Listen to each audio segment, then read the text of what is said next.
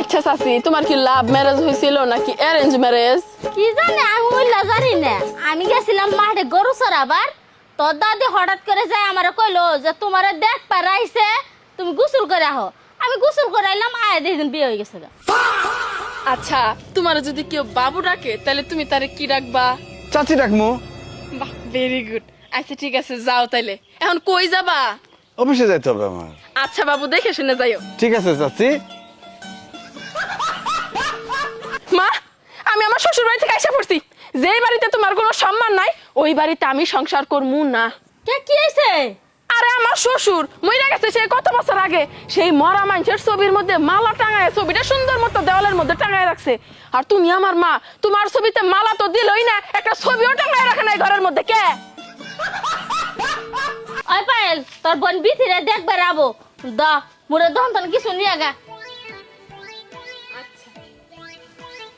তাই মা, এই যে ধরো তোমার টাকা ধরো। কে রে, খালি হাতে আইছস কে? কিছু নিয়ে আস নাই? খালি হাতে আসো না তো কি করবো? বাজারের প্রত্যেকটা দোকানে আমি তন্ন তন্ন করে খুঁজলাম, কিছুই পাইলাম না। না কি কইতাছস? মুরে রে এত বড় দোকানের মধ্যে চানাচুর বিস্কুট কিছুই নাই? ইয়ালা সানাসুর বিস্কুট চিনি মিনি সবকিছুই তো আছে, কিন্তু তুমি তোমার কইছো যে কোনো কিছু নিয়ে আইগো, কোনো কিছুই তো আমি পাই নাই।